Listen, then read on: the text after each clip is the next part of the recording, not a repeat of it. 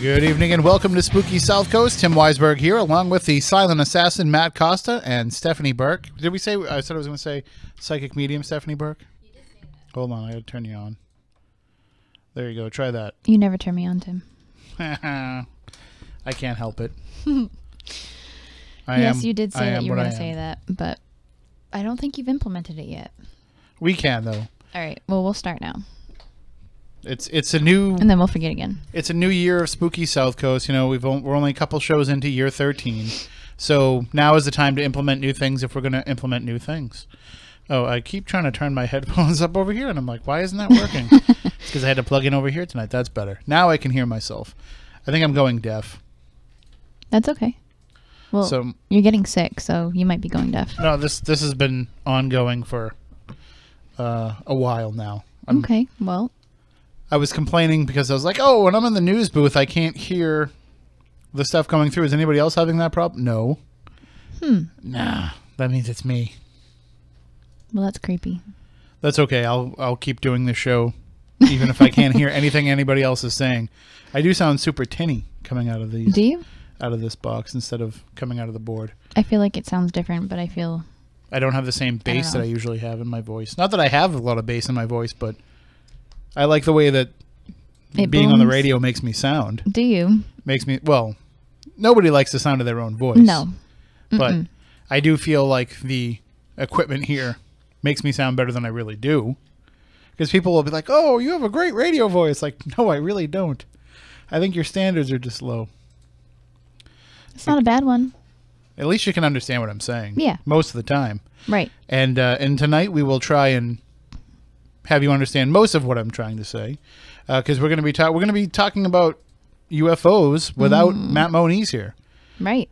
He's got some extra work he has to get done this weekend that he's kind of cramming to get done, so he doesn't really have the time to come in. But it's too bad because joining us in just a little while will be Chris Cogswell. He's the new director of research for MUFON. Okay. With the Mutual UFO Network. So we're going to be talking about UFOs and about his work for, you know, what he'll do in that position. He's the new director of research. He was just announced in the last couple of weeks. And he's going to share with us what that means and what that position is. But we're also going to talk to him a little bit about the Mad Scientist podcast, which is his other passion, his other pursuit. So we'll find out about all that stuff coming up tonight. And we'll take your calls as well at 508-996-0500. 877-996-1420. We will address the issue of last week right out of the gate here. Okay. Local people were wondering why we took the night off because, I don't know if you remember, but we took the night off because the snowstorm was coming. Yes. And then when everybody woke up on Sunday morning, there was no snow. There was nothing on the ground. Right. Because it had turned to rain and it washed it all away. Right. But I did stay up pretty late, and at the time that we would have been driving home, the snow was coming down pretty good. Apparently, we only got like 1.2 inches. Yeah, we didn't get anything. But overall, what fell was 1.2. But other places had 7-8 inches. Right. It was pretty bad in other spots. We got lucky with that one, but yep. It definitely would have been not safe driving conditions. I think we've learned growing up in this area, especially this close to the ocean, when they say 8 inches, sometimes it's 24. Sometimes they say 8 inches and it's nothing. So we're just better off not taking the chance. And people complain because they say, well, you know, you guys live in New England. Shouldn't you know how to drive in the snow? Yeah, we do. Oh, yeah, we do. The problem is the other people who are driving around when we get out of this show are usually impaired in some fashion. Oh, absolutely, because it's the weekend. And we're already taking a chance on perfectly fine roads. And I would have driven. I have four-wheel drive, but I had a rental. So that had nothing. So at that point, I probably would have been a sled going home. Just better safe than sorry. Yeah, absolutely. So, and, you know, the weather's fine tonight. So it's still wet and rainy, but it's like 50 degrees. It's windy and rainy. So it's not as bad as it was. And of course, coming up in the next, probably about the next month, the Red Sox will start. So that will kind of move us off the radio. Right. But we'll still be able to do the show here on Spooky TV at SpookySouthCoast.com. So you can still watch the show and listen to the show even if the Red Sox are on. Mm-hmm. So, you know, you can keep your radio on WBSM and hear the game, but you can jump on your computer or your smartphone or your tablet, or maybe you want to use the YouTube app on your smart TV, whatever it is that you want to do to still be able to hear the show, because we'll still be doing the show. Right. It just won't be over the radio. So I know Dirty Deb has a problem with that, though, because she doesn't have a computer. Oh. So she misses out on the show on those weeks, but that's all right, because she can always hear me any other time. That is true. You're on every day. And she does listen. So I am on every day. You are. I feel like I'm here all the time. Well, 6 days a week, right? Yeah, for the most part. Mm-hmm. And lots of hours, but that's all right. I not to give away too much of what goes on behind the scenes, but I was asked this week if I'm doing too much because I'm here so much. I'm like, no, I just like to hang around here, and because it's a nice, quiet place to get work done. But Saturday nights are fun time. That's the way I look at it. And yes, it is. We'll have some fun tonight. Now, you said that you were traveling this week and you just got in. Did you just basically just leave the airport and come right here? No, I actually I haven't been home for 24 hours yet, but I got in early this morning, around like 2 a.m. and didn't really sleep much. Been up all day and rushed right here when I could. So. And then tomorrow you have a class to teach. I do. I'm teaching for about 6 hours tomorrow, and then Is it actually teaching for 6 hours, or is there like some time when it's like a workshop where they're doing some things and Nope. you don't have to actually talk for a few minutes? It's me talking for a good 6 hours. That's going to be rough. It's definitely going to be rough. I feel like every time I travel, I need a few days of recovery just to get some good sleep. I don't sleep good at all when I leave. I go away and I'm sleeping in a weird bed. I sleep better away than I do at home. Do you? Yeah. Not me. Well, but I also have a procedure that I go through. Do you? When I'm in like a hotel room. Oh wait, do I know this procedure? I don't know if I've told you the procedure of what I do to sleep. I don't know. Well, they always have like the regular room lights, and then they have like the little table lamp lights and all that kind of stuff. So what I do is I don't turn on the main lights at all. Okay. So like even when I'm like in the room, unless I'm like, doing paperwork or something and I need more light. But generally I just use like those little lamp lights so that when I'm in the room, it's already kind of darker and dimmer, and I'm getting a little bit sleepier. Then I watch TV. Mm-hmm. And then I will fall asleep with the TV on, because sooner or later I'm going to wake up in the middle of the night and just reach over and turn the TV off. Right. But I leave the TV on, so at least it's I don't want to hear the other people. No. So I don't mind hearing the TV, because it kind of blocks out the other people. Yeah. And then I usually fall asleep pretty quickly and pretty easily and don't have any issues, and wake up the next day and I'm like, well, I feel all relaxed now. Not me. I got really excited because this entire month's worth of traveling, there was always something strange happening in every hotel that I was at, like major construction. You could hear people. It was just awful. So I finally, when I went away for my work conference a month ago, I got upgraded to a suite that was like in a far back corner, and I was so excited that I was going to be able to just be away and I wasn't going to be able to hear other people, and it was going to be awesome. And it was the worst bed I've ever slept on in my life. So I can't win. My bed's terrible, so every hotel bed is better. See, mine's better. Now, for anybody that's watching on Spooky TV and is like, why is Tim licking his finger and rubbing something? Yeah. I was clearing the screen on the phone because of the glare of the lights and my glasses and everything. If there's like any kind of like fingerprints on it or anything, I can't see. So I had to lick it and wipe it. Thank God you did that after you said you were just getting sick. Well, this is how I make everybody else sick. Right. So I'm not on board for this, just so you know. It had to be done. Had to be done? You could have taken a little bit of water and a little tissue and done the same thing. I don't want to hit this phone with water. Who knows what could happen? Who knows what technical problems we could have from that? No, you don't need a lot. You just need a little bit. What's Mercury in? Because we were already having some problems earlier. Mercury is about to go retrograde in March. So we're probably in early phase right now. That doesn't help us any tonight then. No, but early phase does count. I'd have to look and see. When doesn't it count? I don't know. Well, I prepped myself good for tonight's show. Why isn't your mic on? It is on. He's just not talking into it. Oh, don't make my life more difficult. Way over there. He's way over here now. He's doing that behind the scenes thing. Because I'm here this week. He is here. He's physically here this week. It's been a while. Where have you been? Why have you left us? I've been directing from my jammies. I know. I'm a little jealous. I'm not going to lie. This show can all be done from our houses. Like, we don't really have to be here.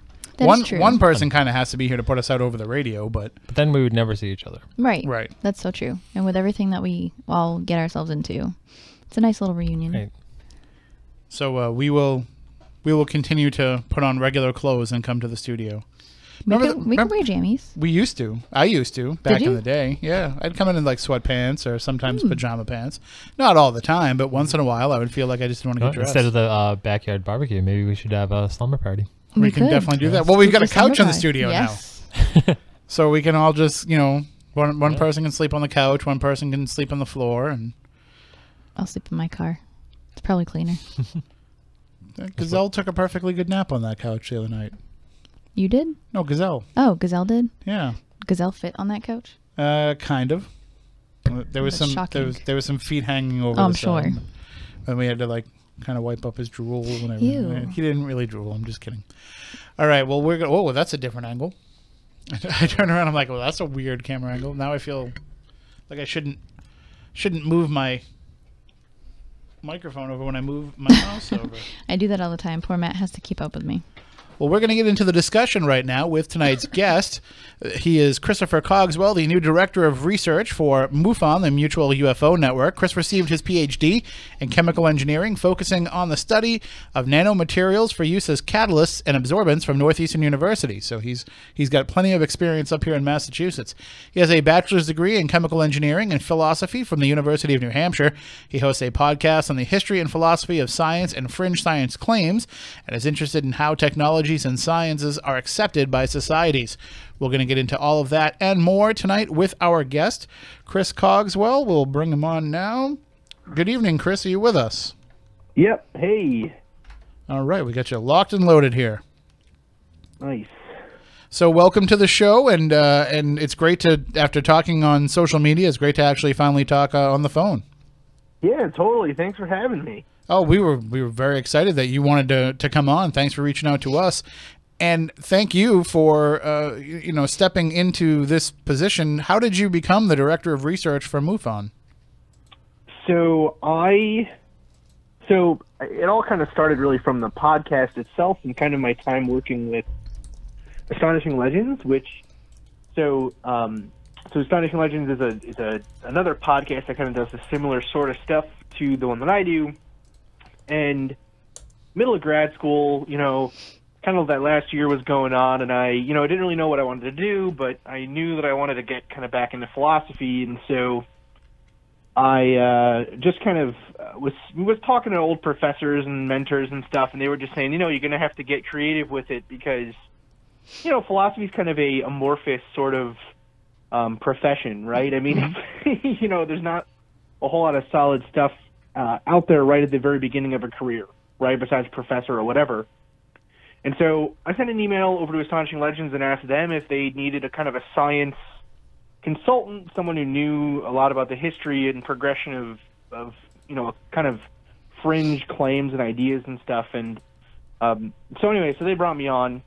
And then as I was working with them and started my own show, I wanted to get more involved in the actual hunt for these things myself, and kind of, you read stories and you hear things about, no one ever takes this stuff seriously, and no one ever wants to really get into this and look at it, from a scientific point of view and whatever. And, I kind of figured, I have the opportunity to do it. I have the background, and, why not try to make, I guess, kind of a lifelong pipe dream, something that as a kid I was like, I want to hunt UFOs. And, my mom was like, okay, sure you do.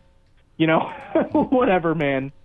And yeah, so I sent an email out to MUFON and just said I would like to be part of what they had at the time called the Science Advisory Board, and said I just wanted to get involved and maybe use some of my nanotechnology, nanomaterials background, and just in getting involved there and talking to people at the higher levels of MUFON and stuff, it became clear that there was a need for someone in this role, and I kind of just volunteered, not thinking that I would get it. It was like, well, I have the PhD, I have this background, I'd love to take on the challenge, and yeah, they were great enough to accept some of the big changes that I proposed and some of the ideas I wanted to bring about, and so now that's kind of how the adventure began, so to speak. And what's funny is that you say, that your parents would never want to think that you were going to hunt UFOs growing up, but in a way, the things that you have studied and the things that you have done kind of all roll into UFO research in some way. There's facets of your knowledge base in the search for UFOs.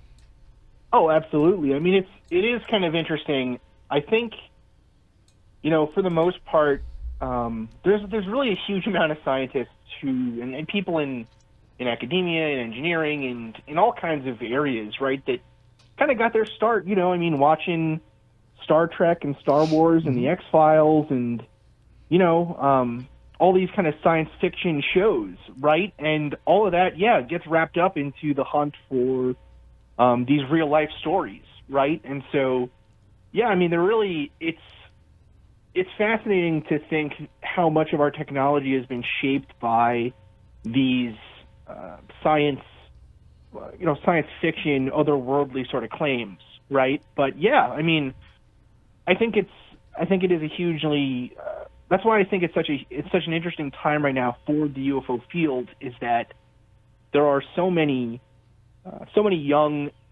scientists, so many young engineers, so many just young, thoughtful people who, again, grew up with these stories and for whom the idea of extraterrestrial life or, whatever that may mean, whatever these craft are, that idea is not a foreign one to them. It's something that we all grew up with. So I think it's interesting. I'll never forget one of the first media appearances that I did after starting this show was myself. I wish Matt Moniz was here, my usual co-host. He's a chemist himself, and he's worked with MUFON for years, and he's been researching UFOs for 25 years. He works with abductees. You guys would have had a great conversation, but he's actually not able to make it in tonight. But one of the first things that we ever did kind of to go out and promote this show was we were asked to do a cable access program here in the town of where the radio show broadcasts from, Fairhaven, Massachusetts. And the name of the show was The Rational Individualist. And the host, I believe his name was Steve Grossman, he wanted to have us come on and talk about all this stuff. And then, of course, he totally sandbagged us as soon as we started rolling the cameras and went after us and basically try to dissect everything that we do and tell us that we're stupid for doing it. And so the first question that he asked Matt Moniz is, Matt, if you're a scientist, what are you doing researching the paranormal? And Matt looked at him and said, my job. And that always kind of stuck with me, that, it's just because things, just because things haven't been proven or haven't been fully explained, it doesn't mean that they can be easily dismissed. Yeah, it's one of those interesting areas where I always say this to people too, where if I was couching this conversation in futurism, right? So the kind of stuff that I did talk about in my thesis and in my kind of time in philosophy as well, where it was, okay, well, let's imagine a society that is 200 years in the future. What do we think justice means for that society? What do we mean economics? What do we think economics will change to? How will interplanetary travel alter our politics and our sociology and the view of us as a species, right? Those questions, when you talk about them from kind of if you talk about them from the armchair of a philosophy professor, they're viewed seriously and very usefully, right? They're viewed as being interesting, good questions. But the minute you kind of put on, I guess, a kind of amateur academic or just kind of enthusiast view, or if you say but I'm actually thinking, like, what if this stuff's really happening? Mm-hmm. That's kind of the part where people are like, whoa, it changes, right? And so that's kind of part of where we're hoping to go with things, is a lot of these questions are useful outside of the scope of whether or not these things exist, right? Or even whether or not they are physical craft, or they are just part of a larger anthropological question of, for since recorded history, at least as far as we know, people have reported some kind of experience where they are taken out of their bed at night, and whether or not that's just folklore or it's a kind of, I don't know, a part of our collective consciousness or something, or if it's really happening, that has been reported, right? And I mean, probably the most interesting distinction between the two, kind of modern day view and the past view, for me, growing up in New York and then living in Boston and New England for so long, was witchcraft, right? There are these stories of witches who come into the bedroom at night and take people out for the Black Sabbath, right? Mm-hmm. And even people on the ground who claim to see them flying people away. But there was really no evidence for any of that, right? It was all this kind of, I guess, superstitious idea or something. But the fact that is so similar to abduction cases, again, whether or not the cases themselves are actually occurring, that is an interesting question for someone who is seriously academically interested in the subject to investigate. And so that's kind of the way that I want to look at things more, where we're looking for the truth. We're looking for, I desperately want to find that case that convinces me that UFOs are out there, right? But I think there are interesting and useful ways for us to talk about this that kind of bridges some of that gap and brings what I would say is sort of an academic a weight to the topic, right? And a kind of a background, and couches it in a academic tradition. And so that's what you pitched to MUFON as being a new direction to take the research. And how was that received by them? So what I pitched to MUFON was kind of opening up what we consider to be useful investigation, or what we consider to be useful research, right? So a big part of that is changing the way that we view UFO cases, right? So, for instance, right now, the way that we look at UFO cases is basically as individual events, right? So kind of like, I would liken it almost to the way that we used to do police work in kind of the 1800s to the transition with centralized large law enforcement organizations, right? So previously it was individual police departments tracking the criminals in their community and looking at these crimes as individual events. But eventually we found out that, well, actually, there's a lot of usefulness in providing statistics to these cases and doing analysis of criminology and the way that criminals think, and also useful things on the outskirts of that major study, such as the anthropology of crime or the sociology of crime or the economic driving forces for it or the psychology of a criminal. All of those things are adjacent to criminology, but not necessarily what one would consider to be criminology as such. What I basically proposed to MUFON was we do the same thing for the study of UFO cases. We, of course, continue to investigate and look at these individual cases, but we need to start applying different lenses to the statistical data, to the overarching themes that we see, and we need to start basically looking at – we basically need to start treating the study of UFOs like we do any other primarily human-related study. Right? So just like you would study sociology, that's kind of a lot of the same tools that I would hope to start using for the UFO field. And then on top of that, bringing in people with serious scientific credentials and using those people that already exist within MUFON to actually study the data that we have, right? Because, I mean, even if we think that 100% we believe that UFOs are real. And I personally do believe that. I believe that there is something to these cases. Even if you think that's true, 1 out of every 100 of those cases might be a real one, but 99% of them are going to be misidentified, or there's just not going to be enough info to do any kind of further study, or you're going to get your 1 or 2 hoaxes out of 100, right? And within that 1 out of 100, maybe 1 out of 1,000 will have physical evidence, right? Some kind of mark on the body, or, singed trees, or even a landing spot or something, right? So really, if we want to do something useful with this data that we collect, and we do collect a lot of it every year, we need to stop focusing so much on those few cases that have, I guess, what one would maybe term forensic evidence, right? Things like these physical pieces of evidence, and start looking at these data trends and this, looking at this with a wider scope. So that's part of what I proposed to MUFON. The other part was being more critical of basically making MUFON be something of a gatekeeper to what is considered to be good practice or good, kind of the thing that I always go back to when people ask me this is, if everything is evidence of UFOs, then nothing is, right? If everything is evidence of extraterrestrial contact of some sort,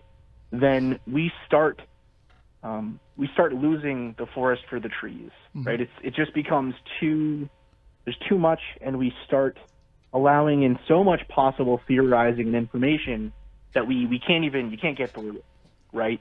And so what I proposed was creating basically what amounts to an internal review board and an external review board where MUFON investigates these cases and looks for trends in the data and looks at the big proposals out there about what UFOs are, what these theories are that are out there, and basically provide to the public and our members a view on what that data is and what basically our experts who have been doing this for 30 years, 40 years, some of them, what their take on it is. So trying to provide a service as something like a peer review board or something like that for the UFO community so that we don't keep treading the same water over and over again. And one of the things that can happen with, especially, when you liken this to criminology, one of the things that can happen in that field is that as you are building these case studies and looking at the forest for the trees and seeing commonalities and seeing patterns, you can almost predictively identify certain traits. And, that's why we can say, oh, this person fits the profile of somebody who's going to be a criminal. And there is a lot of a movement toward that. Do you think we could ever get to the point where it's predictive of who could be the type of person that might have an abduction scenario? Or, is this some of the certain factors or certain locations that might be a spot where a UFO sighting or landing could occur? Is there a way to kind of use this information to predictively know where these incidents are going to happen so that we can actually get ahead of them so that we're catching them as they happen instead of chronicling them after the fact? Sure. Well, so frankly, I don't know yet, right? We don't have the data yet. We have the data, but no one's analyzed it yet. Right. What I would say, though, is that I think, so that actually kind of gets to the heart of one of the more interesting questions that is out there right now, raging in this field, right? That is, are UFOs even a physical thing, right? Right? Is there any reason, as far as we can tell, to what happens, right, with this event or with these cases? You kind of get into that with the Skinwalker Ranch type stuff, where are these, some of these instances just seem like things that are just getting weird for no apparent reason, right? The high strangeness of it all might suggest that there really is no way for us to even comprehend what the underlying theme or idea is. However, I would hope that there are trends that we can at least see. It really comes down to, if you think that UFO cases are the result of some higher intelligence or other intelligence out there visiting this planet, then potentially we can find evidence to support that in the totality of the cases, right? And that's kind of what the hope, I think, for a lot of people has been from shows like the X-Files and these other kind of paranormal type UFO-focused series where, what people really want is us to look at all this data and see, okay, I don't know, predominantly women in the age bracket of like 20 to 35 are being abducted. They all have this color hair and this color eyes. and they're all this descent, right? Just this kind of ethnicity, and so clearly there is some kind of genetic testing going on or something, right? Or they want us to find, okay, well, it's always people that are in families that have abductions and all this other stuff. And maybe that's going to be the case when we actually go through the data and look. What I would say, though, is that then actually using that to then jump to a conclusion about what the ultimate goal is, that gets you really close to kind of the problem of, correlation does not suggest causation, right? Just because there's a correlation here where, okay, I don't know, I'm just making these numbers up. I have not, we don't have this data yet in front of me or anything, but let's say that we find out that, 90% of the people that have a sighting are living in 30 of the United States, right? Then that might make a suggestion for where we should send our investigators, but we can't then say that is because they're, looking for a specific sort of person or someone who, lives near a cornfield or something, right? There's not enough info out there, I think, to make those kind of correlations. So in terms of being predictive, I don't know. I hope, though, that it will at least be descriptive, so we can at least use it to do sort of an analysis of if a case comes in, do we think it is a valid case? Well, I just wonder, if MUFON's been around for all these years and has chronicled all these cases, then why hasn't anybody taken a step back and analyzed that data and looked for patterns and commonalities? Is it because they're afraid of what they might find when they do start putting it all together, that, maybe it might come up with something that is not supportive of the work? Maybe they come up with a pattern that says there's probably not as much of this as we put stock into it over the years. Right. Well, so I think partly it is. So I think it's a problem. It's a layered issue. As with everything in all of these types of fields, it's always a layered issue, right? First off, MUFON is a volunteer organization.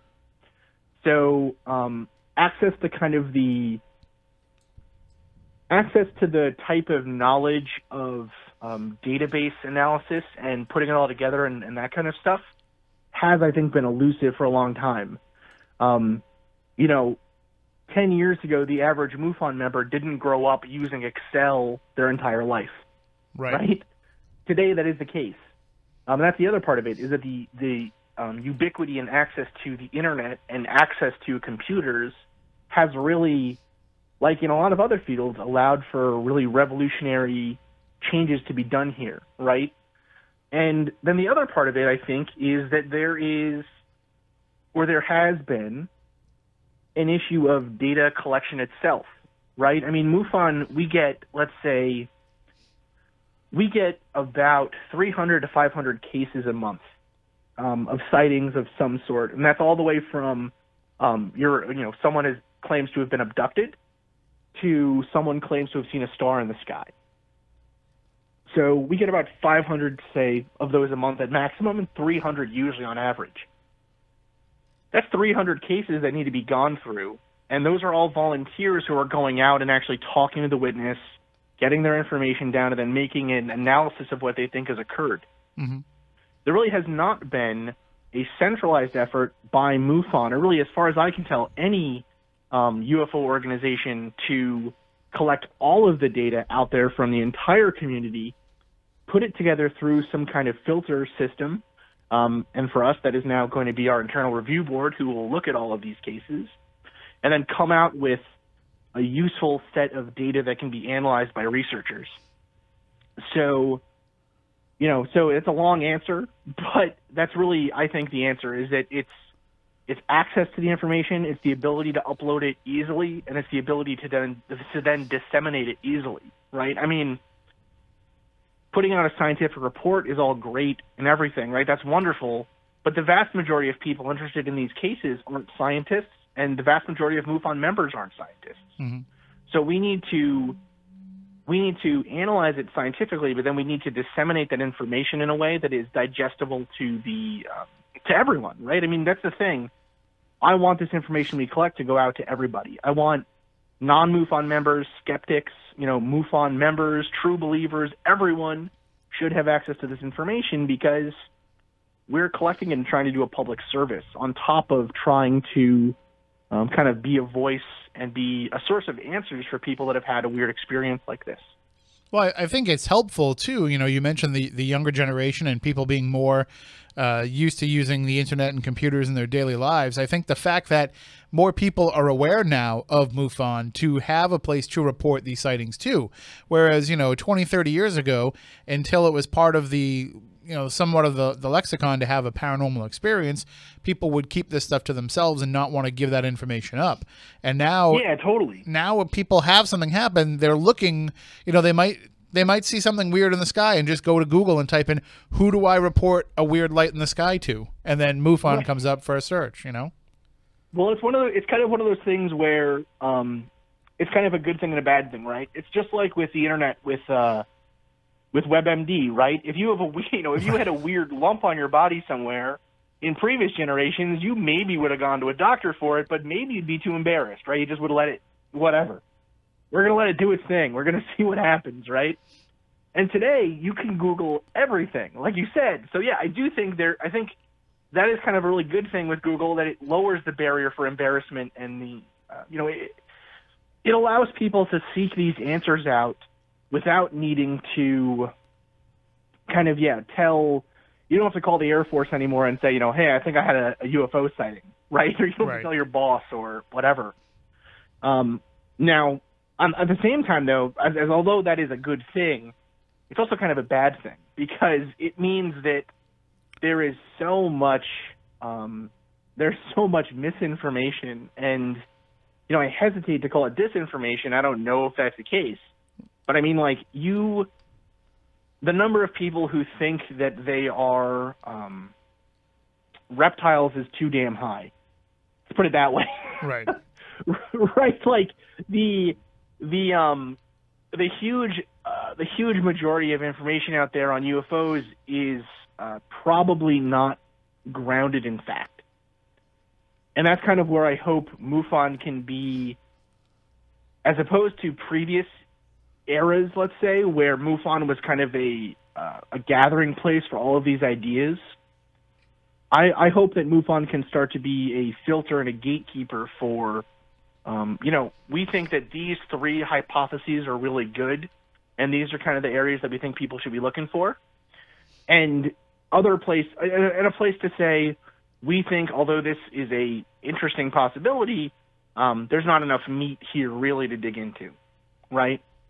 Well, I mean, that's the thing is, you say that people can, look for answers a lot more easier, but they also think that they have the answer a lot more sooner, if that makes sense. It's... No, absolutely. I mean, dogmatism has kind of crept into people are dogmatic, right? That's kind of the way we are hardwired in some ways, and it's an unfortunate thing. And it's kind of the beauty of, it's why I tell people to, I always tell any scientific students that I've worked for who have been in my lab or have ever reached out to me for info, and just kind of generally to people out there, I always tell people, the benefit of a philosophy degree or a philosophical education or even just taking a philosophy class is that it forces you to look at the really good arguments for other ways of thinking that you might not have realized, right? I think that I'll give an example, right? There's really no good way to argue out of Descartes' demon, right? The idea that Descartes, Descartes said, "I think, therefore I am," and the whole point of that was that he was trying to prove to himself that he, what could he know without any experiences, right? And so basically, he got to the point where he said, "Well, actually, as far as I know, every piece of sensory information that comes into my brain could be mistaken. My eyes deceive me all the time. My ears might deceive me. All of my senses have been wrong in the past, so I have no way of knowing that they're not always wrong." And so Descartes said, okay, well, the only thing I can know is that I exist somewhere as a consciousness because I'm thinking right now of these ideas. And as much as I am a materialist kind of, I'm a hard scientific guy, that argument from Descartes is really hard to argue your way out of, right? So it's useful to see these things and be able to say, you know, it's a hugely important thing, I think, in the UFO field to be able to say, I don't have all the answers. I don't know if these things are figments of our perception, if they are something like Descartes' demon, where, you know, a lot of people say that when they get abducted or they have an experience, that it is what they're seeing or experiencing is whatever this thing, these beings want them to see or experience, right? And that's an impossible hole to get out of. There's no way to then disprove or prove anything about that case. We do have to take a break based on the person's testimony. We got to take a break for the news right now, Chris. When we come back on the other side, though, I do want to get into that about what people are experiencing. So we'll be right back with more. Absolutely. New Bedford's News Talk Station. New Bedford's News Talk Station. 1420 WBSM. New Bedford, streaming worldwide on the WBSM app and on WBSM.com.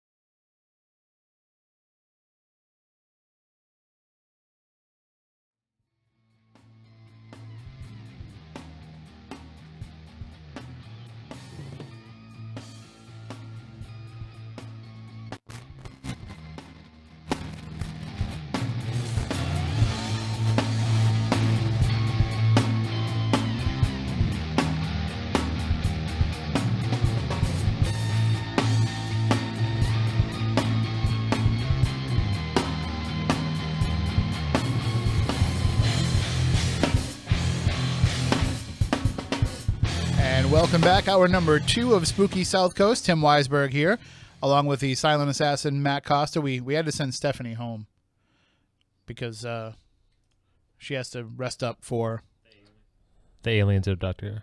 Right, I think that's what was actually happening. So she's telling us that she's, tired and worn out and not feeling all that great. And, she has to teach that class tomorrow. But I know what it really is. I know that, she knows if she gets home before midnight, then she's safe. Mm-hmm. But if she's, out after midnight, the aliens might get her. Right. That's exactly what it is. It's kind of a perfect cover to say that you don't like aliens if you are an alien. That's a good point, too. So maybe that's what it is. All right, she's getting in the car now, so now we have to stop talking about it because now she'll be able to hear us. But we are having a fantastic, fascinating discussion with our guest tonight, Chris Cogswell. He's the new director of research for MUFON, and he's also the host of the Mad Scientist podcast. We're going to talk about that a little bit as well coming up in this hour. If at any point you want to call in with any questions, 508-996-0500. 877-996-1420. And you can also send in your questions in the chat room at SpookySouthCoast.com and on YouTube. You can see us there. And, my beard's looking pretty good tonight. We have somebody, it looks like Belia in the chat room saying, was watching a Ghost Adventures episode tonight and saw the guy from here with the goatee.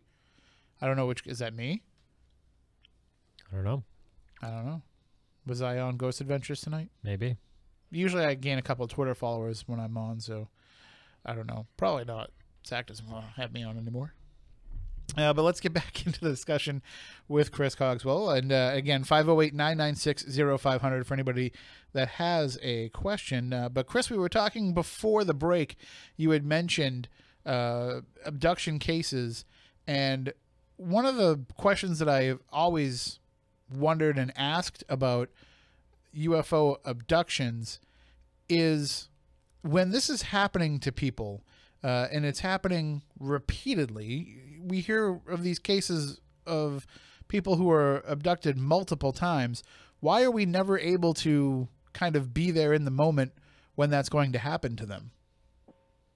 So that's actually a really interesting question, and it gets down to that point that I was making before the break, which was, are these events in some way purely psychological or purely consciousness driven in some way? Mm-hmm. And that's what I would consider to be sort of the more metaphysical view of UFO cases. And then you have the more physical view, which is, these are flesh and blood or some kind of physical beings that are coming down and taking people out of their beds or something. Now, a lot of people make the argument that this is a purely consciousness-driven sort of event. So these things aren't from another planet; they're from another, I don't know, whatever you want to call it, right? And right.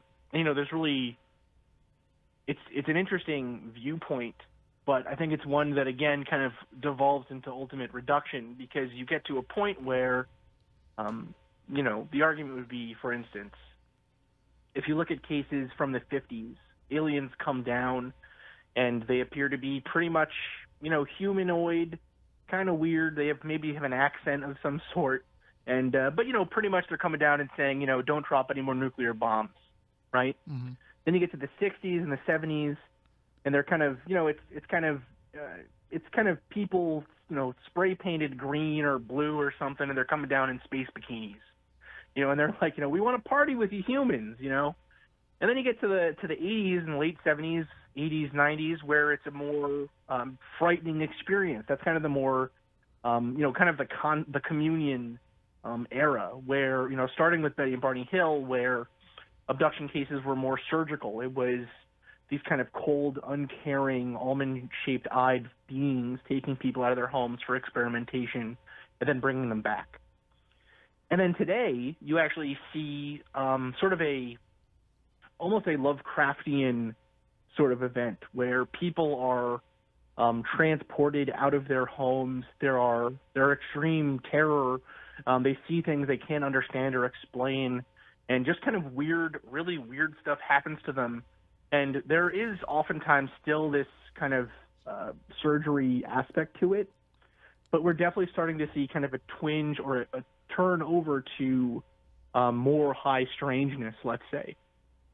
Now, the people who are pure materialists would say that that is evidence that abduction is a sociological thing, that it's being changed by our cultural perception, and so these people are either maybe a real event happened to them, but they're conflating that with what they expect an abduction to be like, or what they expect a UFO to be like. Right. But the kind of consciousness, metaphysical UFO believers would say that, you know, this is evidence that they are changing what they appear to us as based on what they think we can handle, right? So kind of that idea of, you know, well, why do you look like that, Mr. Alien? And the alien says, you know, well, it's what your mind could understand, right? I'm a fifth-dimensional creature or something, and, you know, your puny three-dimensional mind can't understand me as I truly am.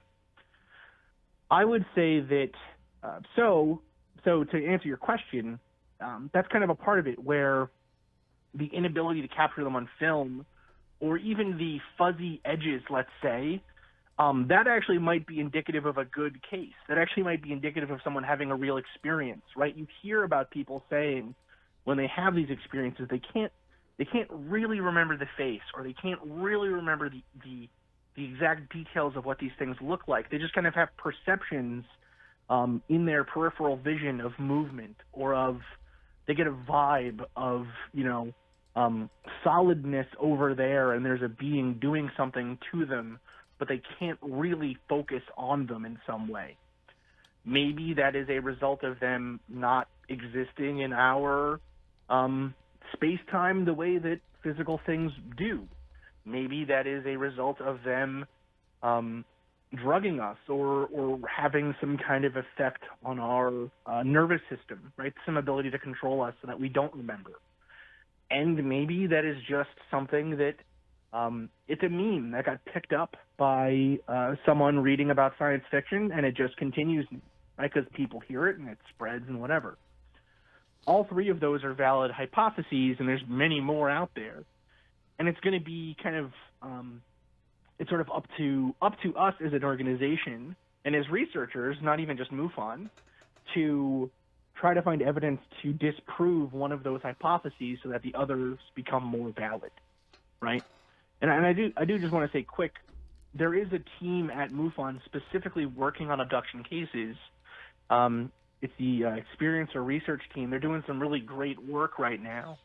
And they're actually they're one of the first teams actually to do or put together you look at this stuff from a statistical point of view, from a data analysis point of view, right? So they have a survey that's been going out for quite some time now, and doing that kind of analysis. But yeah, I mean, I don't know.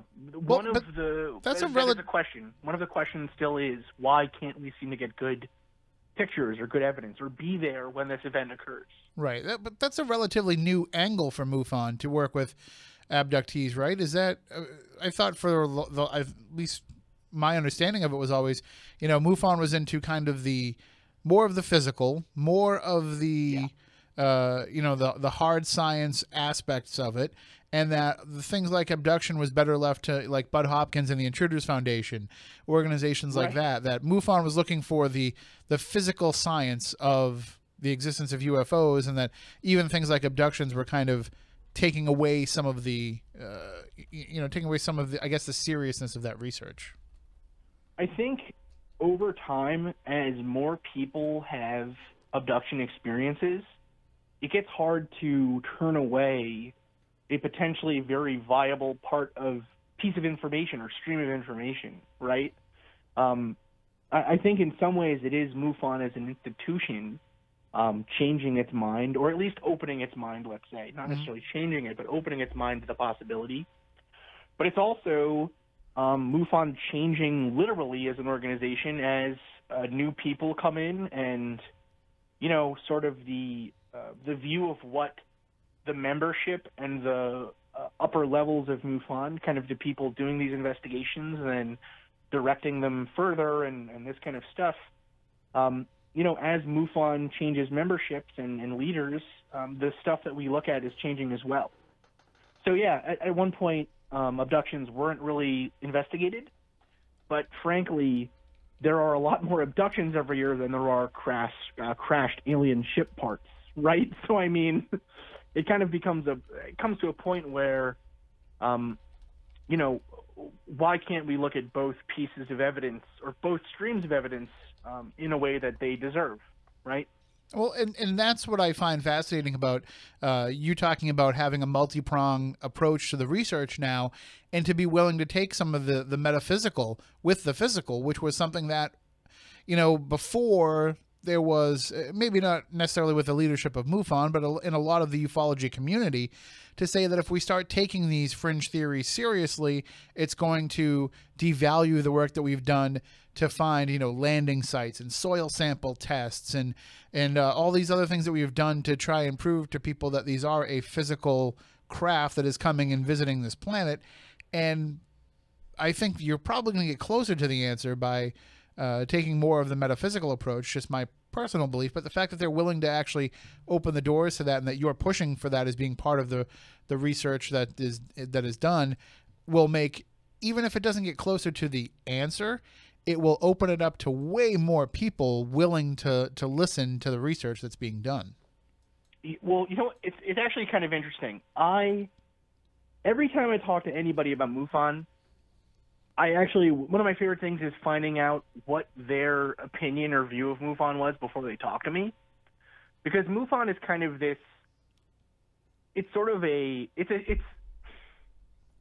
so talking to you right now, MUFON, from your experience with MUFON in the past, it is a hard science materialist thing, right? That's what they're looking for. They're looking for soil samples and evidence of scorch marks and this kind of physical evidence. Right. At least in my experiences with them, yes. And that is definitely one aspect of what MUFON has been. But then when I talk to my friends who are skeptics and part of skeptical societies and scientists and researchers and kind of people that are like, you know, what are you doing joining MUFON? They would tell me that MUFON is a bunch of kooks who think that, you know, there's an underground moon base and Ancient Aliens is true and all this other stuff, right? MUFON is I think MUFON has become, to a lot of people, what's the word? MUFON is kind of, for whoever is looking at MUFON is the negative view that they have of the UFO field. Oh, yeah. Unfortunately. You know what I mean? No, I know exactly what you mean. And it's really hard. When I first, and I think part of the reason that is that MUFON is so decentralized. If you go to a MUFON meeting in Massachusetts, you are going to have a far different experience than if you take a 1-hour drive north and go to one in Vermont or go to one in New Hampshire or even, you know what I mean? Mm-hmm. Like, each state has its own flavor. And so, for instance, when I went to my first MUFON meeting here in Minnesota, it was all very, very out there, right? I mean, the field investigators are very grounded and centered, but the stuff that people were talking about, their experiences and everything were, you know, I came to find out 50% of the room were people that claimed to have been abducted. You know what I mean? Like, it's a group of people who come together and talk about their experiences in some way, right? But then talking to friends who I've said, you know, hey, go to your local meeting in Idaho or in Iowa or you know, Kansas or wherever, right, New York, and let me know what you think. I've had some come back and say, you know, it was a room full of physicists and they didn't want to talk to me at all about, you know, Skinwalker Ranch and the possibility of the trickster element of UFO cases. And, you know, then you get other people that say, you know, well, it's super religious. It was, you know, it made me question if I want to be involved, right? Like, because it's so decentralized, there is so much variance. And I think part of my goal is, if you are out there listening, if you are a person who's interested in the serious search for UFOs and not talking about these more out there theories and conspiracies and whatever, then I want you to contact me, and I want to make a part of MUFON that we can work at together. Do you know what I mean? Like, right. I want there to be a wing of MUFON that when I joined, I was looking for. That's what I'm trying to create with the research wing. Well, and because any one of the theories could end up being proven to be right. Absolutely. There's no one more valid than the other. So the fact that there are people that are willing to pursue those different theories and different angles, then there should absolutely be somebody that's willing to show them how to utilize that theory and how to make the research shape that theory. I always think that when a group goes into something like this, and we do a lot of ghost work here with Spooky South Coast, and we've had a lot of people talk about trying to make a MUFON for ghosts. And the problem is, though, is the modalities are so different for everybody, and the belief system is so different for everybody, that there's no way to be able to kind of look at everybody else's research and start to put those patterns together. And so that's the only thing that I would be worried about, is if you are opening up the doors to all those different angles of research, how does that affect your statistical data then with, trying to put these cases together, where some of these might be a physical case and some of these might be a metaphysical case, and you've got to try to find commonalities between them, maybe? Right. Well, so the point, I think, and actually, so 2 points here. The first one would be the way I look at what I would hope MUFON can eventually be, or what I hope to kind of, maybe not eventually be, because there are parts of MUFON that are like this now. But what I hope that the research wing at least can really become is similar to, say, like an academic philosophy department, right? So my philosophy department at UNH, there were dyed-in-the-wool conservatives talking and working with and being friendly with straight-up, like, Marxists. Mm-hmm. Do you know what I mean? Like there are people who think that consciousness is evidence of free will and the presence of God, and people that think free will or consciousness is evidence, or consciousness is a byproduct of determinist particle interactions at the level of the brain, right? Like, there are people that, the sky is green, the sky is blue. These people are so diametrically opposed, but they work together, they share their ideas, and they make their arguments better because they're arguing against each other daily and refining their techniques and their ideas, right? A lot of the problem, I think, that people have had with MUFON, and this is a problem that I've had myself, is that we allow everything to be said without any challenge, right? So every piece of evidence every piece of evidence is valid. That is true. But every theory, every hypothesis, every story told about that evidence is not necessarily valid. And if those ideas can't withhold scrutiny or can't stand up to scrutiny, then we should get rid of them, right? Like, we should be able to, using all of our knowledge, all of our information, chip away at falsehood to get to that core of truth, right? And so regardless of if the person or the investigator or whoever is coming at it from a metaphysical point of view, or even if the evidence itself is purely metaphysical, there should still be some way to refine that story and find either something that we can latch onto and say, this looks like it's probably a good case, versus this looks like it's probably something else, right? Right. And part of the problem with that is going to be that idea of, like, for instance, if someone says that they are, I don't know, let's say someone is claiming that they are being visited by an alien entity, or that they're being abducted every night. If the only evidence is their claim that they are being abducted, then we have to look at that in a way that I would say is similar to, again, a police detective or let's say a lawyer trying to build a case, right? Justice in this country and criminal cases are all the time litigated on the word of a single eyewitness, right? Or a single person saying, this terrible thing happened to me. I think that we need to use some of the same techniques there, such as the story is consistent internally, the logic all makes sense. Even if no one else experienced it with them, this person was talking about it right away, right? There's evidence of, let's say, trauma, right? I mean, sometimes abductions are traumatic experiences. Even just seeing a UFO might be a traumatic experience. Sure. If there's evidence of trauma there, then that is, again, itself a potentially good indicator that something happened. Now, again, though, if some of those signs aren't there, if they're not logically consistent, if really this seems like a person who is like, hey, I was abducted. Here's my book. I want $20 for it. If all they're seeming to want to do is sell a DVD or something, then that also has to come into it, and we have to say, well, maybe this is one that we don't go into further, or this is one that we think we don't know. We can't trust it, right? Those points, those ideas, or those claims rather, need to be critiqued strongly, because again, if we want to convince people that something is happening out there, then we need to provide them with the best evidence. And if we're just collecting everything as evidence and just seeing what sticks on the wall, that's not a good way to. That's first off not a good way to present ourselves as an organization. It's not a good way to represent our members. It's not a good way to really get to the truth, right? It's not a good way to get to that bottom of the information. So it is definitely a hard tightrope to walk, let's say, between the metaphysical and physical evidence. But I don't think it's impossible, and I think we can.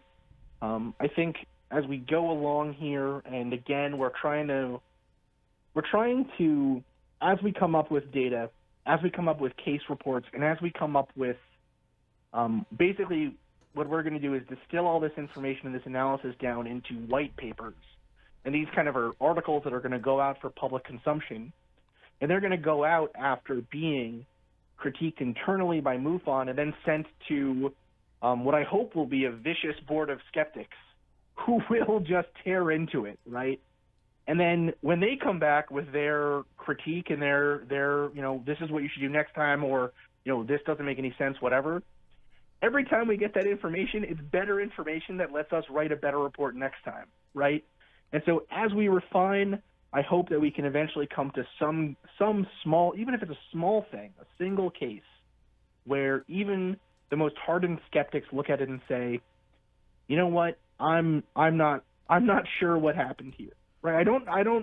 Maybe we won't ever convince every skeptic that it's a UFO or it's an alien or whatever, but I at least want to make a skeptical person, a more hardcore skeptic than I am, let's say, at least scratch their head and say, this is a weird one. I don't know what happened here. But the other hard part about this now is the reality of the world that we live in today, and as people who have spent years trying to make people at least open up their minds to possibilities of the work that you do, the work that we do here.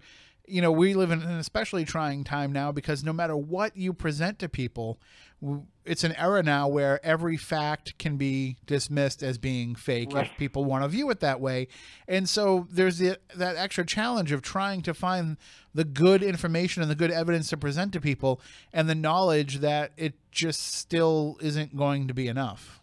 Right. Well, it's hard. It's so hard, especially with, Adobe Photoshop. Really, I mean, they just destroyed paranormal research. And for ghosts, we don't even need to go that far. Like for ghosts, you don't even need to spend the money on Adobe. You can just get a 99-cent app on your phone that just throws ghosts into every photo. So at least be thankful they haven't done that yet for UFOs. Yeah. No. I mean, well, again, that is why I think it's so important that we really try to get corroborating evidence. Do you know what I mean? Like, that's the thing. Let's say you're hunting for a ghost, right? And I have actually yet to be on a real ghost hunt. I have one of the guys that's on our internal review board did ghost hunting for a while, and he really enjoyed it and had a good time in upstate New York doing that kind of stuff. And he's had some weird experiences. But anyways, if you were hunting for a ghost and say you caught some kind of, on camera, you caught some kind of voice that said, oh, what's your name? And the voice comes back as Mary. And then you go back in the history books of the home or the area and find out that there was a violent death of a woman named Mary or something. That is corroborating evidence, right? And that's a piece you can then put forward and say, hey, look at this really interesting thing that occurred, right? That's kind of what we're hoping to do for UFO cases, where, the best cases, the ones that have really stood the test of time, are the ones that have multiple witnesses or have corroborating evidence such as radar data or have, people who remember the person talking about it the next day, or cases that do have some kind of other after effect physical evidence, right? Burn marks or scorched trees or something, a ring on the ground, whatever it is, right? And they're the cases, too, that have very verifiable witnesses, right? I mean, we tend to give more credence to an Air Force pilot who says, I saw something really strange in the sky once, over, someone like me or you who maybe not have that level of flight experience, right? But the issue is going to be, I think for me at least, the issue is going to be, let's say, putting that evidence out there in a way that is agreeable to everyone, in the sense that it is factual evidence, it is solid evidence, like all of that stuff is done ethically and correctly and above board, and then also that the analysis itself is rigorous enough that we almost provide all those skeptical arguments ourselves, and we give rebuttals in those articles, right? So, someone might think that this is just someone, misidentifying a plane, but flight records show there were no planes in the sky over that area that night, right? Or the lighting pattern was wrong or something. You're never, in my view, you're never going to convince everyone 100% of the time. Like, no matter how good a case is, if an alien came down tomorrow and shook the hand of the president and was like, yeah, we've been visiting, sorry for all the weird stuff we've been doing, you would still have people on the internet saying, oh my God, that was a crisis alien actor. You know what I mean? Right. Or like, you would still have people on the internet making conspiracies about it.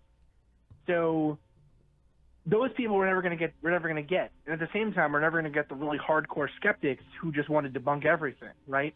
But it's that middle ground. We want to get the people in the middle to get them thinking, So I don't know. I think it's going to be a challenge, but I'm not sure it'll be any more. But I mean, listen, I worked in climate change research for a while, and I don't know if it'll be any harder than trying to convince my grandmother that climate change is real. Right. Or the president of the United States. Right. For that matter. Or the head of the EPA, people that should know about it. But I know, it's ridiculous. Oh my goodness, science, what is happening to science? Science does not matter anymore. Did you not see the memo that went to the CDC? They don't want to know about statistics and information. They don't want scientific words and reports anymore. And that's that. You had mentioned earlier in the show, kind of off the cuff, you mentioned disinformation, and I used to think that there was an active disinformation campaign out there for certain topics and certain subjects, but now I wonder if it even needs to happen, if they even need to invest in any kind of disinformation, because people are their own best disinformation. People screw themselves over because we put a guy up on a pedestal like Stan Romanek, for example. Here's a guy that, look at this evidence that he's gotten. Look at this video that he's gotten. He might have actually captured an alien being on camera. Oh, by the way, he's also into child pornography and everything else. And it's like, whether or not it's true doesn't matter anymore, because the people who don't believe him will say, well, look at all this stuff that he does. And then the people that do believe him will say, well, look at what they're doing to set him up. And it's just, the argument is always going to be there, because we just naturally as humans either are faulty human beings trying to do this work, but at the same time, we are also so easily willing to believe the fact that this is too good to be true. Right. Well, we have, we have a problem where, so not that long ago, the government basically came out and said, or at least, Elizondo came out and said, hey, I was paid by the government to look for UFOs. Right? Like, that is basically disclosure, right? That is the government coming, someone who worked for the government not denying it, a senator saying, yeah, I paid for it too, I put the money out there for it, saying, hey, we've been looking for UFOs. Right. I mean, it's not disclosure to say that we know that they exist, but at least to acknowledge the fact that we're looking, yeah. Like, we're looking, right? The government is actively involved in looking for UFOs. And that happened. And I remember that day texting all my friends that are involved in this and whatever, and being like, oh my God, this is crazy. Did you just see CNN? He was on, and all this other stuff, whatever. And then the next day, nothing changed. Right. Right? Like nothing happened. And I honestly do believe that if the government said, this is video evidence we have found, whatever, on a satellite of an alien ship, look at this, we have concrete evidence, we have to start working to defend our planet or contact them or whatever, within minutes there would be someone online saying that this was a false flag operation, some kind of disinformation, something to, I don't know, pay the military or upgrade our weaponry or whatever, right? Like that, the problem, or part of the problem, I think, is that in some ways MUFON has been, in the past at least, almost an unwitting agent of allowing that to happen in some ways, right? So in the sense that by UFO research not internally critiquing and coming out and saying, hey, we don't believe this guy, right? By not doing that work, by not having those uncomfortable conversations, we've almost like opened the door to this kind of bad stuff, right? We've opened the door to this conspiracy and this this bad info. And again, I agree with you. I don't even think that the government does not need to, I think, pay money to sow disinformation in paranormal, UFO, conspiracy circles, whatever, because there's always going to be someone out there trying to make a quick buck on people who will believe what they want to hear, right? There's always going to be an Alex Jones selling you a water filter, right? There's always going to be that person out there selling you some stupid product that doesn't do anything off of your fear and your dogmatism. There's always going to be that person. And so in the UFO field, that has happened. That has happened recently, right? That is occurring all the time. And part of what I hope we can do at MUFON now is really be a source where people can look and say, is this idea above board? Does this idea make sense? Is this a scam? And right? And remember, if our government doesn't want to pay to sow those seeds of discord, Russia certainly will. And that's the other issue is that if something is disinformation, then it shouldn't hold up to scrutiny, right? Right. Yep. Like if that's part of, and again, maybe you're correct, and it won't actually matter because let's take example climate change, right? Climate change disinformation has been sown since the 70s. First, where we said that oil was could not be depleted. Then we said that CO2 could not be a greenhouse gas, or the greenhouse gas effect wasn't occurring, so the ozone layer wasn't being damaged by CFCs. Then we said that again, we've come around to the idea that, well, actually, carbon dioxide is a greenhouse gas. It does take in more radiation, whatever. But actually, it's just a cyclic thing. It happens all the time, right? Like the argument keeps kind of morphing, whatever. Mm-hmm. But again, that disinformation that's being sown by moneyed interests doesn't really hold up to scientific scrutiny. It does not hold up to critique. And that's why it's so important to constantly critique ourselves in the UFO field. Because if we think that there's disinfo out there, then we should be trying to seek it out. We should be trying to confront it with evidence. So again, we can't be tricked, right? But for a long time, we've just kind of allowed any story to be told at our conventions or at our symposiums or our meetings or whatever, or in our press, and just said, well, that's another weird story, and I don't know what happened, but I'm going to be searching for a craft, right? So yeah, it's a hard. I don't know. I mean, I hope that we can be better. I hope that people can, when presented with the facts, choose for themselves and look logically at it and say, well, actually, this doesn't make sense to me. But you know what? Maybe we will never get more than 70, 80% of people that way. I don't know. Well, people need to train themselves too a little bit as well to be receptive to information and to have their own filters as well. Because I got a message from somebody on Facebook this week telling me, I can't believe how ridiculous it is that they're claiming that these Parkland students are crisis actors and that they've been at all these other school shooting scenes. And I said, well, hold on, wait a minute now. You're and believe me, I think that that's just a harebrained idea to have to begin with, but you're also calling those people out on that, but you're the same person that sends me clips of the news anchors that turn reptilian when you pause it real fast and you see their tongue stick out. At some point, you have to have kind of a BS detector, even for the things that you want to believe are true as well. Oh yeah. I mean, people are, I always tell people this, Socrates was the most wise man in all of Athens, because he said, I know that the only thing I know is that I know nothing. Right? Right. That's what I try to, kind of the mantra I try to give myself. And, my wife definitely doesn't think I stick to that enough.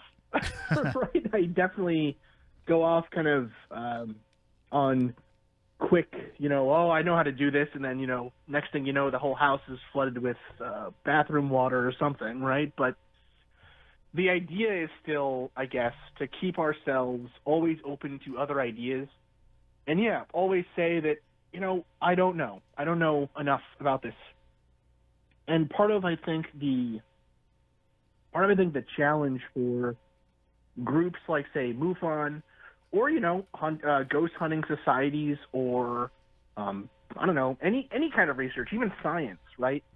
Even like, straight academic science, the challenge is always to not allow yourselves to get caught up in that dogmatism that happens so often throughout our history, right? In my own field, there is a famous paper that everyone is told to read. It's like the first paper you're told to read. And so you read it and you try to go through it and whatever. And then my advisor, at least, told me afterwards, after I read it, he had me try to replicate the experiment, and I couldn't. I could not get this experiment to work. And I kept trying it. I tried it for, a month, 2 months, 3 months. And finally, he pulled me aside, after a meeting of our lab group, and he said, Chris, what do you think about this experiment? Why can't you get it to work? And I just said, well, I don't know why. I must be doing something wrong. I must be missing something. I don't know what's the problem. And the issue, evidently, that everyone in my field knew, except for me and all the other first-year students, was that paper is wrong. That famous paper that, all of this research is based off of is missing a very important part of the recipe. And the reason it's missing it is because at the time that the paper was published, it was basically a patented material. It was a specific material that was made by ExxonMobil. And so they just missed this part that I guess seemed obvious to them, but it isn't obvious. It was not something I thought to do.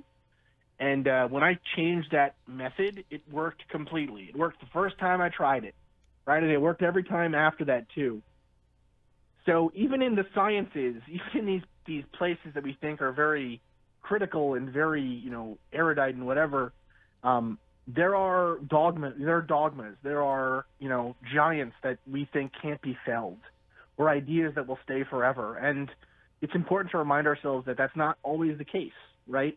So, but it is hard, and that's also partly why I think it's so important too that we do, if I had to say right now where I think we're probably going to find the best evidence for UFO, for UFOs even existing in the atmosphere or something, I would say it's probably going to come from either a military sighting or a sighting with a good video and radar confirmation or something like that. But that doesn't mean that I'm going to not look at abduction cases or, other kind of close encounters or, calls from people who are just, everyday people, whatever, right? We have to be open to all that data because you don't know. We don't know until we look. And I think, too, that I guess the good side of it, as much as I hate the whole fake news angle for things, as much as I hate people, and that's the problem, is it's just that if you don't believe it, you don't want to believe it, you call it fake news, but then, anything online that is probably fake, if it's what you want to believe, you just buy into it. Right. And that's, but I do think that one good offshoot of that can be the fact that people aren't going to know what to believe or what not to believe, so they're going to be more open to possibilities. And I do think that that's going to make people start to question more and more, hey, maybe that light that I saw in the sky wasn't a plane. Maybe I shouldn't just so quickly dismiss it. So, I think we're probably going to see an uptick in reports, not only just based on society today, but also in this branching out of philosophy of what it is exactly that you're going to be researching and looking for. Yeah, potentially. I mean, I mean, that'd be great. I hope so. I mean, I hope that. I don't know. Actually. It's interesting. I'm actually thinking. I wonder. So one thing that we find to be very one thing that we've noticed, at least, or I've noticed going through these cases now, and just in reading about this topic generally, is you'll have cases where someone will say, I saw we had a case recently. We had a case recently here in Minnesota where a person he's had now multiple sightings of what he believes to be the same craft, and he's stated that this craft is hovered near his home, kind of like not near his home, but near his route to get to work, right? So as he's leaving early in the morning, he sees this craft. He's seen it like 2-3 times over the course of a year or two. And at one juncture, when he saw this thing, it hovered and then it kind of took off. It accelerated, kind of in a way that would suggest that it's not under the same bounds of kind of ballistic propulsion that we utilize. And in that one instance, though, that he saw it take off, there were 3 other cars on the road stopped looking at the thing with him. And those people just drove away. They never reported anything to MUFON, right? And there have been other cases, too, where he's actually been driving along on the highway and he has claimed to see something, and then everyone else acts like they don't see it, right? Or you even have cases where someone will say, I saw a being, or I was abducted out of my home, but no one else woke up. No one else seemed to notice that anything weird happened that night, right? So it becomes a question of literally being open to the experience, right? And it's actually something that, I mean, I'm sure you're probably more well versed in this than I am. But I mean, you look at the history of, let's say, demonology, right, or kind of ghostly encounters, and one idea that crops up a lot is the idea that you have to invite something in, mm-hmm. right? You won't just have an experience out of nowhere. You have to be open to the experience, whether that's positive or negative in some way or whatever. And in some weird ways, that's kind of also the case for UFOs, right? We have members who will say, I never seen anything, and then I started coming to these meetings and I saw a craft. I finally saw one, right? And so it becomes a question of, well, is it that they're always out there and people are just tuning them out, right? Kind of like, I mean, how many times a day do you see a sparrow or a bluebird or something? Right. Right? Like, they're so common in Massachusetts that it just becomes part of the surroundings, right? Have we been so tuned to that over our lifetimes that we just kind of zone it out? We don't even notice a weird light in the sky that's out of place unless we're looking for it. Right. It's kind of like it's kind of like what they call blue car syndrome, where it used to be blue car because you went out and bought a blue car, but now it's even more specific. You go out and you buy a brand new black Dodge Charger, and all of a sudden you're seeing black Dodge Chargers everywhere when you never realized they were all out there before. Yeah. Yeah, it is kind of that same idea, and so that's another interesting aspect. I just said that because I want a black Dodge Charger, right? Or is it a real thing? What's going on, right? So, but yeah, I don't know. I honestly, one thing that's been really interesting is seeing the increase in actual cases that are coming in from outside the United States. So if you actually, I don't know if you know this, you can actually, did you know that you can actually look at the cases that come into MUFON, like, every day if you want? Yeah, I know that, because usually what happens when we get reports of something is we go and we look and see if there's been other similar reports for the area. Sure. Okay, yeah. So a lot of people I've talked to even people that are, like, again, same level of, like, investment as us, where they're actually investigating these things or whatever, they'll be like, well, no, I had no idea that information was available to the public. But so for listeners that may not know, you can go to MUFON.com and look at our UFO tracker and actually look at the cases as they come in. I don't suggest doing it at night because it is spooky to some people, but it is an interesting pastime. It's something cool that you can go into. And one of the you can see. Go ahead. No, I was going to say one of the things that I've always wondered too is why MUFON doesn't put more of an effort to reach out to the Air Force, to airports, to law enforcement, so that when people call these organizations to report UFOs, they don't have that information handy to say, okay, well, why don't you just call MUFON or report this to MUFON or go on the MUFON website? Because it's not like the random, country bumpkin cop out in the middle of nowhere is giving credence to the idea of UFOs existing. It's just basically saying, hey, that's not our area. Report it to these guys. They handle that. Right. I don't want to deal with this call right now. Right. But yeah, that's a good question. They have the Good Samaritan's phone number right next to the phone in every police station, so they can give you that number if you need to call. They should have MUFON right next to the phone as well. Right. Well, you know what? I think part of the reason, honestly, is that MUFON, the UFO community's relationship with government and with institutions has been shaky at best. Understandable, right? You know what I mean? And I think at the same time too, I do think there are as MUFON gets older and as these military members get older and start to retire and come out of jobs that might keep them from being more actively involved in this. We are actually starting to have that kind of relationship in some areas, but again, it can be a hard sell. Right. Both in terms of, the cops don't even want to, why would they waste our time calling us in the first place? And then also, the sense of, the sense of reluctance, I think, on the part of a state director or a field investigator or something to give their name and information out to another person. Right. Right. But no, I mean, that's a huge thing. And I think it is an important thing that MUFON needs to start doing more of, let's say, is making it clear that, we are interested in everything. If it's as simple as seeing a star in the sky or a light that seems to zigzag around or something that you can't explain or whatever, we want to hear about it. You know what I mean? And you can go on our website and report it yourself, or you can contact a local MUFON representative, right? But yeah, I don't know, actually. That is a very good question, and maybe something that I'll have to bring up the next kind of functional directors meeting. Well, we only have a few moments left in the show. Why don't you let everybody know about the Mad Scientist podcast and what people can expect from that show? Oh, yeah, totally. So the Mad Scientist podcast is the show that I do with my co-host, Marie Mayhew. We take a hard scientific look at paranormal and other sorts of claims.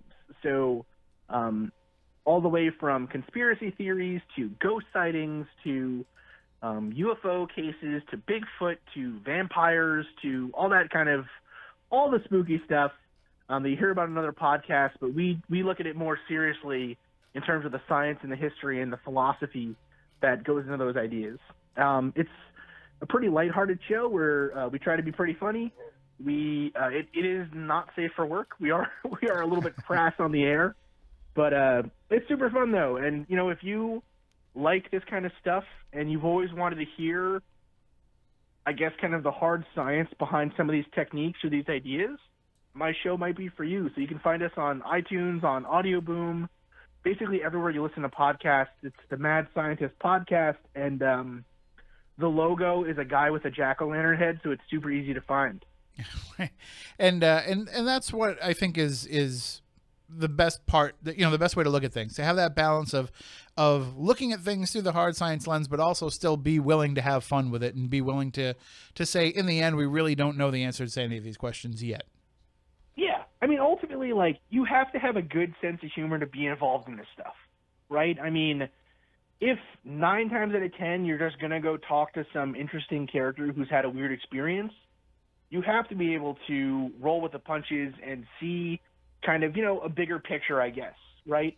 It's not always grim Scully and Mulder stuff. Really, a lot of the time it's more maybe more akin to Scooby-Doo.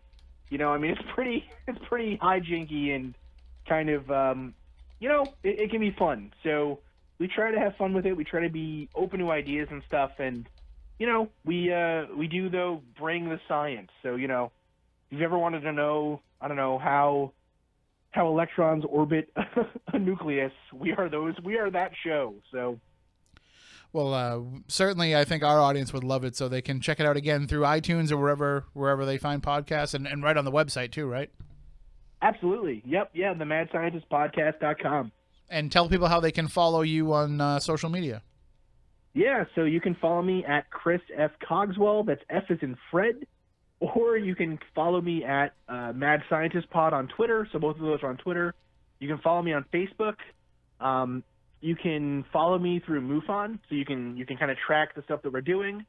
And if you want to get involved, or you have an idea, you have a case, anything to do with UFOs or any of this stuff really, you can shoot me an email at directorresearch@mufon.com. That's all one word. So directorresearch@mufon.com. All right. Well, thank you for joining us tonight, Chris, and hopefully we can circle back around with you when you've been in the position for a while, and we can see how the stuff you're implementing is working out. Absolutely. Yeah, I'd love to come back. Thank you so much for having me. All right. Thank you for coming on. You have a great night. Thanks. You too. That is Chris Cogswell. He is the Director of Research from MUFON and the host of the Mad Scientist podcast. We are just about out of time for this week's show. I thought this was a fascinating discussion. I love just being able to break things down, talk about the different theories and the different ideas. I'm going to go back and listen to this one on podcast for sure. We're not going to be on next week because we have an event coming up next Saturday night. And speaking of events, we have a few for sale at SpookySouthCoast.com and also a few for sale at Brightstar Promotions website. If you just type in Brightstar events, it'll take you right to their ticket page to get tickets for some of those events. But we are going to be off next week. We'll be back in 2 weeks. The gang will all be here, and we'll talk about some more strangeness, some more weirdness, some more spooky topics. If you want to get in touch with us during the course of the week, spookycrew at SpookySouthCoast.com, or you can find us on Twitter at SpookySC. So until next time, for everybody, we want you all to stay spooktacular. New Bedford's News Talk Station. New Bedford's News Talk Station. 14.